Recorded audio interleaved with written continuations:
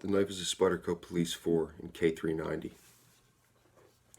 The Police model from Spyderco is a long-running model. A lot of people are familiar with it. A lot of people have owned it, loved it. For a long time, Spyderco has used VG10 on the Police model. And on the Police 4, they upgraded to K390. When I heard that they were doing that, I really jumped for it. K390 is a 10V class steel, similar to 10V or A11. It's a steel made by Bowler Udahome. They actually make it as an upgrade to A11. They changed the composition a bit. They lowered the vanadium a little bit. They added in tungsten and cobalt. And what they were shooting for was keep the wear resistance the same or close to the same and increase the toughness. You can hear arguments saying that K390 has lower edge retention than 10V, but I'm willing to bet, I haven't put them side by side in a test yet, but I'm willing to bet it's a very small amount, not something you notice in use. But it is supposed to have a significant toughness difference. Not to say that K390 is a really high toughness steel, but in the world of 10V class steels, I think that's where that's where the toughness rating comes into play. I've liked my exposure to K390, which, I've got the Spyderco Urban in K390. I did a video on that. It's a very good steel. I enjoy it. I will say that, the edge retention is phenomenal. The toughness hasn't been an issue. It does seem to be less corrosion resistant than 10V and some other steels in that class. It's not a big problem though. I think if you hit it with oil once a week, it would be fine. I took that Spyderco Urban and I completely cleaned the blade off, put no oil on it, and carried it for months, at least 5 days a week. And I got a significant amount of corrosion on the blade. Now, that's fine for me. That doesn't scare me off. I'm not worried about it. But I'm just noting that this steel does seem to be a little bit more susceptible to corrosion than 10V is, although neither one of them is stainless. Right out of the box with this knife, I noticed it was very large. It really smacked me in the face how big it is. I knew that it was going to be a large blade, but I think that this knife comes off larger than it actually is. I think there's probably something in the design that makes it look and feel larger in the hand. If you put it side by side with a military, it's pretty close, but in the hand, it seems to dwarf a lot of other knives. When I got it, I wanted to put a polished edge on it using diamond waterstones and go down that road, just because the low chromium content frees up the steel a little bit to take a mirror polish better than some of the other steels in this class, this kind of carbide content. I started in with the Veneve diamond waterstones and made my way through the grits with those stones. The edge on this was not phenomenal, and it took a bit of work to get it to where I wanted it to move through the progression. After the Veneve diamond waterstones, I moved on to a 6,000 grit Naniwa diamond waterstone, and I worked with that. After that, I moved on to strops, working with wood strops, starting with a 1 micron strop, moving on to a 1/2 micron strop and a 1/4 micron strop. Now, at the end of that, this was mirror polished. K390 does take a nice polish to it if you really put it through the paces, although it's not easy, especially with a knife in this size. It was also hair whittling sharp. I feel like you can get a better edge on K390 going coarse, but you can get it hair whittling with a polished edge. And this was a full diamond sharpening. Every stone and every strop in the mix was, had diamond content to it. I wanted to do some cutting for this video just to get a feel for the knife, and I was starting off with it in tip down orientation. Usually something this size, that's how I would carry it. I started in on cardboard. That was no problem. I was blowing right through it.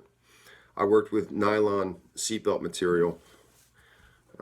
That was no contest. I moved on to manila rope. With the rope, I found that it really shows you from time to time with a polished edge that a coarse edge cuts better on a slice. It's much more aggressive and it cuts in, grabs in better, bites in better to the rope. Although this was fine, I mean, it wasn't a problem to use, but I know that a coarse finish would have done better. After the rope, I moved on to wood, working with pine. I was being pretty aggressive with the pine. I wanted to challenge the knife, challenge the integrity of the blade. This blade is fairly thin ground. It's really made to cut, really made to slice. It's got a distal taper, and it's going to excel in the world of cutting. It's not overbuilt. It's not, meant to be a big heavy blade. It's meant to cut well. So I wanted to challenge the strength of the steel and the design. I was being fairly mean with it, kind of daring the knife to chip or to break, and it wouldn't. It just kind of laughed it off. There was no issues at all, no rolling, no chipping, no microchipping, no nothing. After the wood was done, I needed to resharpen the knife, and I thought I would go a different way with it. I really wanted to, instead of worrying about aesthetics with it, I wanted to go for, K390 will really take an aggressive edge, a really sticky edge, and that's what I wanted to go for. So I started off with a Coarse DMT diamond plate. I worked with that, and at the end of using that plate, my plan was to go from coarse to fine to extra fine, but I found that I was missing my fine and extra fine plate. I think I misplaced them. I'm not sure where they are. So didn't worry about it. I just improvised and moved forward. So I went straight from a coarse diamond plate to an extra fine diamond plate, which is quite a jump. But when I got to the extra fine diamond plate, I made several rotations with that plate, moving through the sharpening.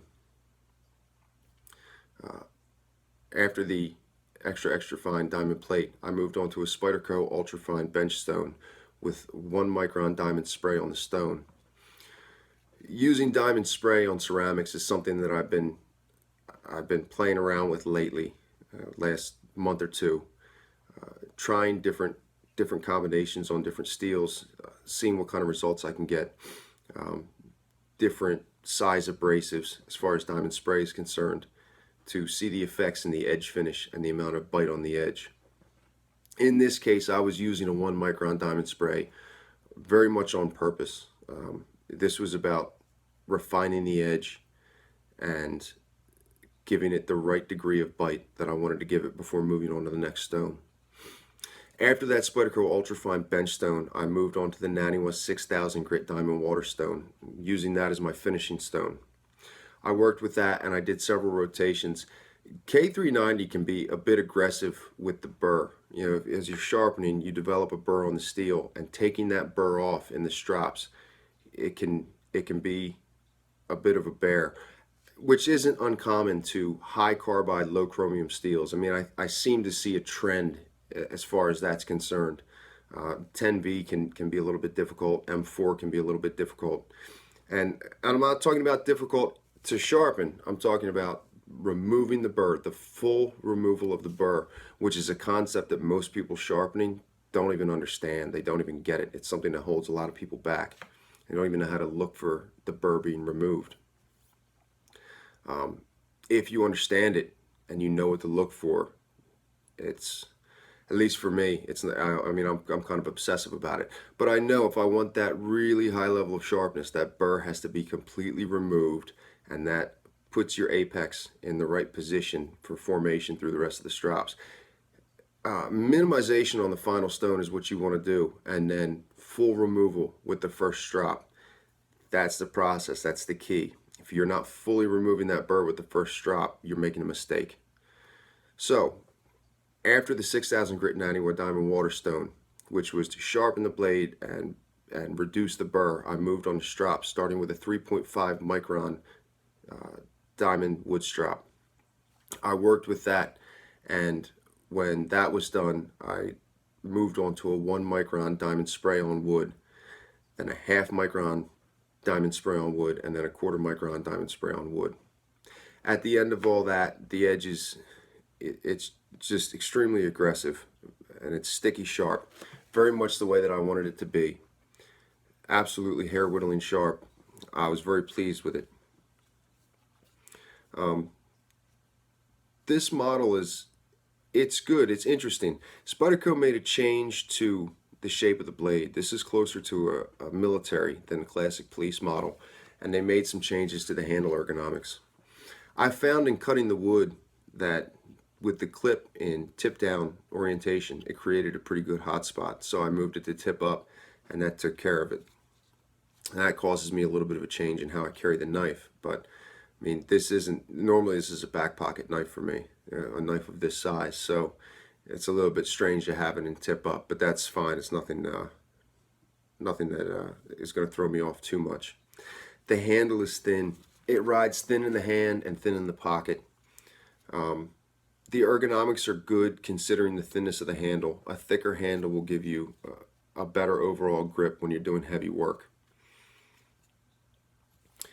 I think Spyderco did a good job with the model. What they were shooting for, much like the K2, is a full-size, high-performance slicer in extremely wear-resistant steel, and that's exactly what you've got in this. I mean, that's exactly what this is. I was glad to see it come out. I was glad to see them make not only the change in steel, but the other changes to the police model. I think that they did a really good job with it.